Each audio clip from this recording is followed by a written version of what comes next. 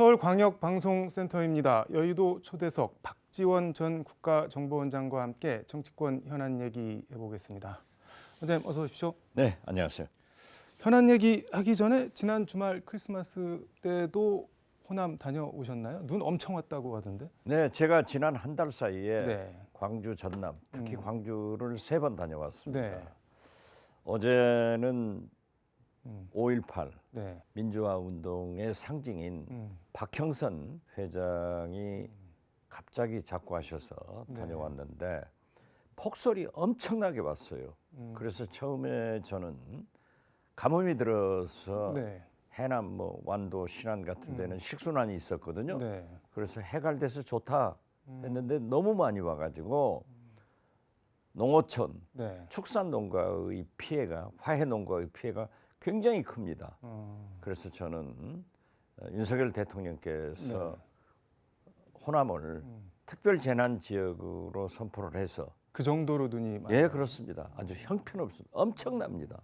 그렇기 때문에 네. 그러한 농가에 네. 좀 국가가 있다는 것을 한번 보여줬으면 좋겠다 이렇게 말씀드립니다.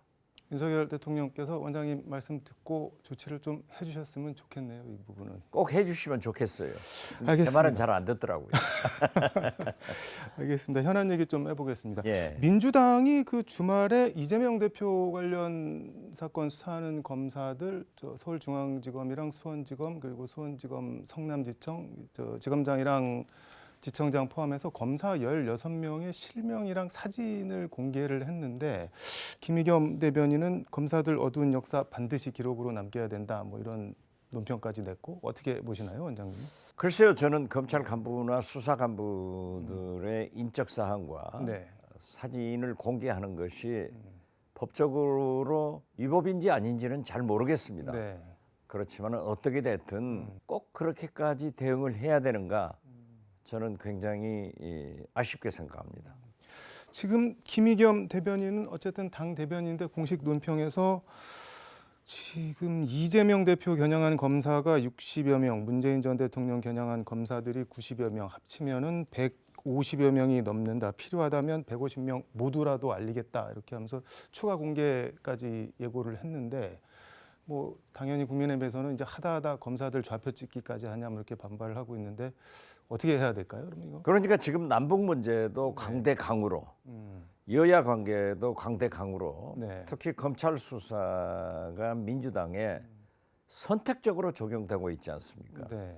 이건 야당 탄압이죠. 왜 대통령 일가에 대해서는 하지 않느냐? 네. 이런 민주당의 불만이 나올 수 있지만은 뭐 60명, 90명, 150명이 전방위적으로 민주당을 탄압한다고 하면은 네. 민주당으로서는 뭐 자구책을 세울 수 있죠.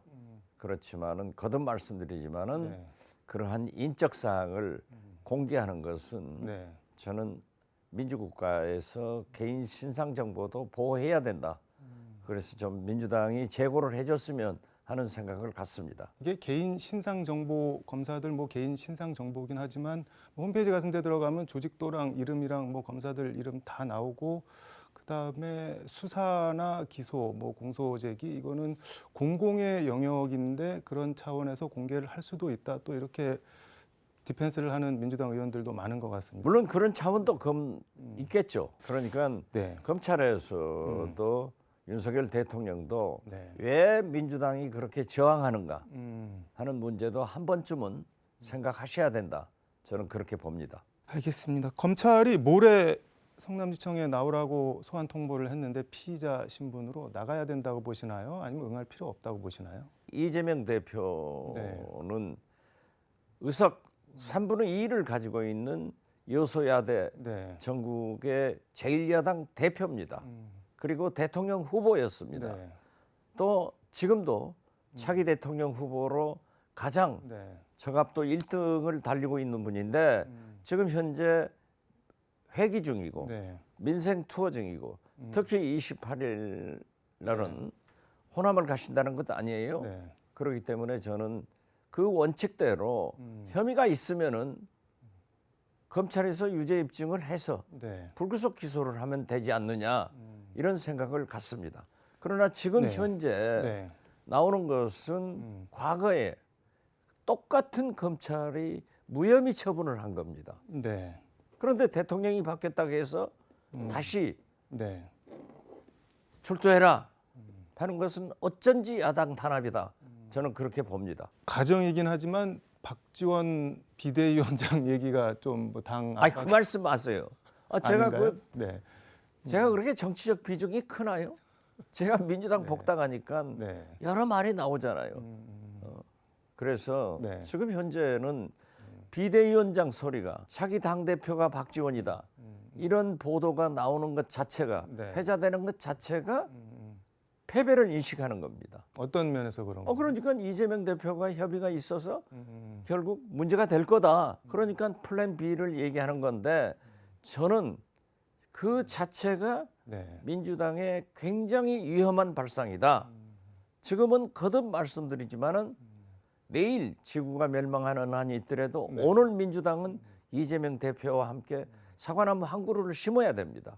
싸워야 됩니다. 네. 그런데 갔다가 박지원 비대위원장 뭐 또 당 대표 운운하니까 저만 입장이 곤란하고 이건 패배를 의식하는 거예요. 절대 안 나와야 됩니다. 국민의힘 얘기 좀 해보겠습니다. 지금 전대 룰을 당원 투표 100%로 바꾸고 1차 투표에서 과반 득표자 없으면 결선 투표 이렇게 하는 걸로 바꿨는데 어떻게 보시나요? 100% 당원 네. 그리고 결선 투표하는 것은 네. 거듭 말씀드리지만 윤석열 대통령께서 네. 유승민 전 의원이 대표되는 것은 죽어도 안 된다. 그렇기 때문에 친윤 네. 후보를 만들어서 네. 당대표로 만들겠다 하는 거 아니겠어요? 네.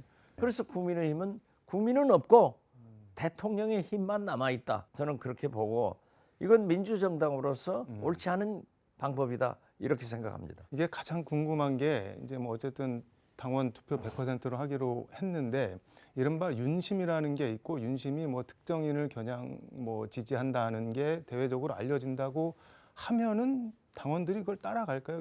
대통령 마음이 저쪽에 있는 것 같으니까 저 사람 찍자 이렇게 될까요? 아니면은 이게 집권 지금 8개월밖에 안 네. 됐잖아요. 1년도 안 돼서 전당대회가 있기 때문에 저는 이 당원들이 대통령한테 힘을 실어줄 겁니다. 이렇게 예측을 하지만은 네. 민심을 떠난 정치, 정당은 있을 수 없습니다. 그래서 총선에서 국민의힘이 승리할 수 있겠는가? 저는 불을 보듯 패배한다. 그렇게 되면은 선거 후가 되면은 네. 본격적으로 이 대권 후보들이 나타나서 네.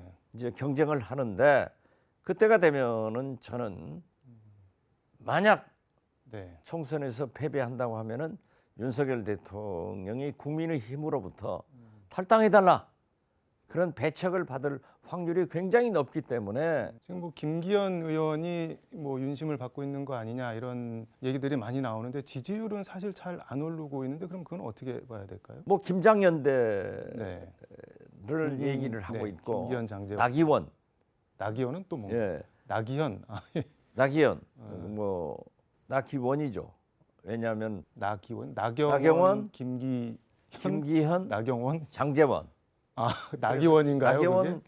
나기원 조합도 이루어진다 하는 그런 보도도 보았는데요. 그게? 네, 어떻게 됐든 지금 현재의 여론조사 결과를 보면은 네, 민심은 유승민, 당심은 나경원, 네.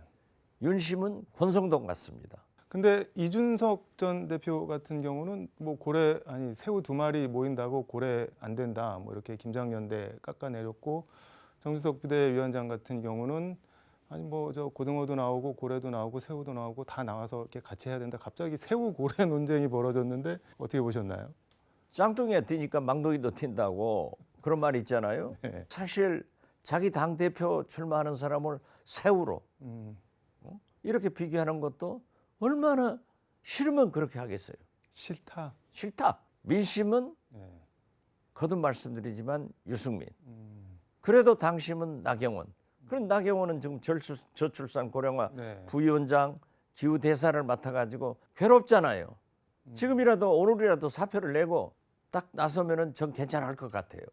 근데 나경원 부위원장은 그 부위원장직 기후대사 이거 상근직이 아니어서 대표 출마할 수 있다 이런 아직도 지금 그건 안 되죠. 그렇게는 안 되고요. 아니 뭐 양손에 떡 다 들면 돼요?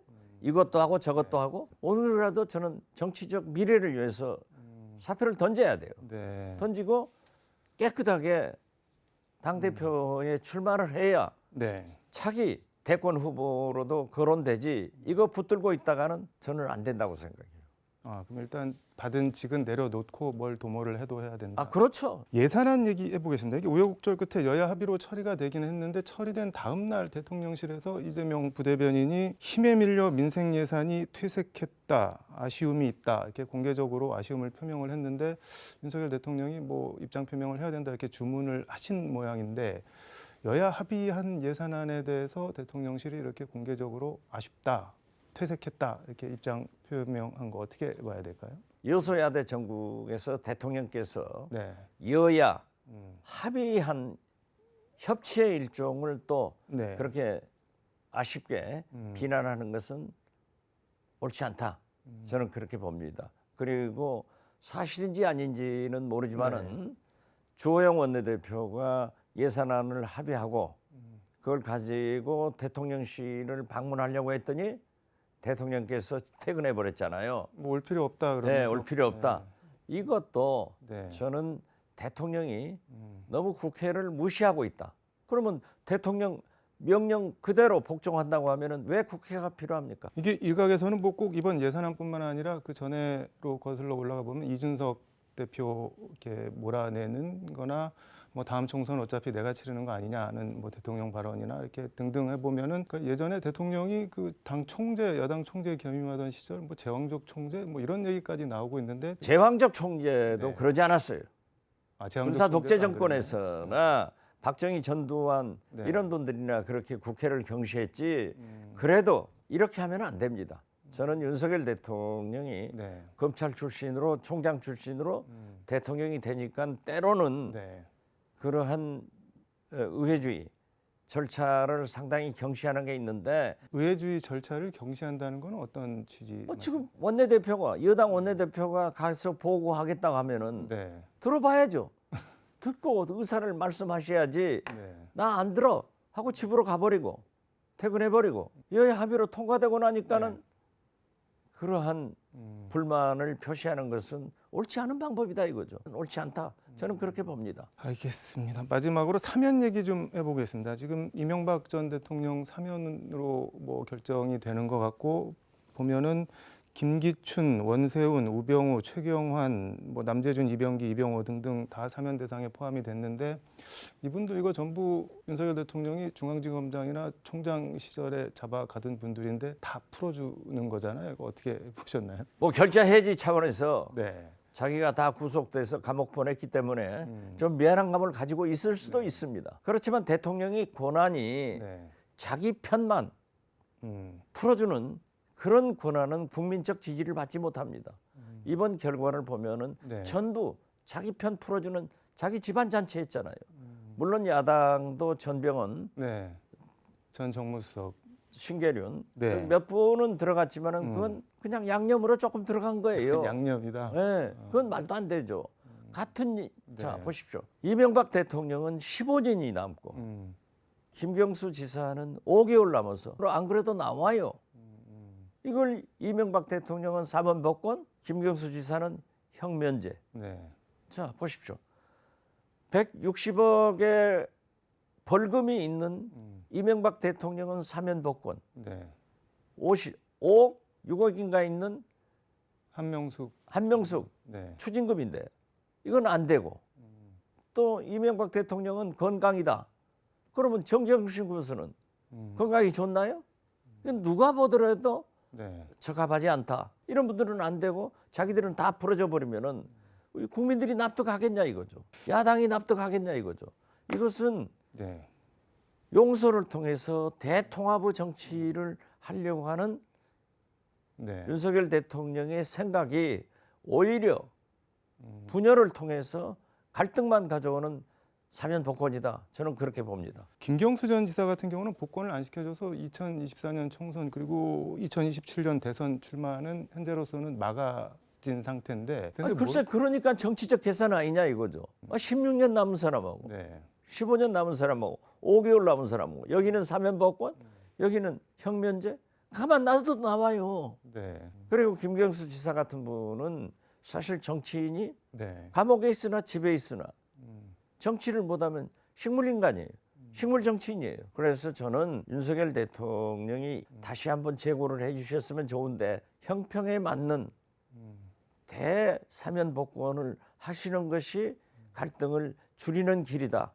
자기 편만 생각하는 편협한 대통령이 아니라 모든 국민을 통합하는 네. 큰 통 큰 대통령이 되는 길이다. 저는 그렇게 봅니다. 알겠습니다. 오늘 말씀 여기까지 듣도록 하겠습니다. 고맙습니다. 네, 감사합니다. 지금까지 서울광역방송센터에서 박지원 전 국정원장과 함께 전해드렸습니다.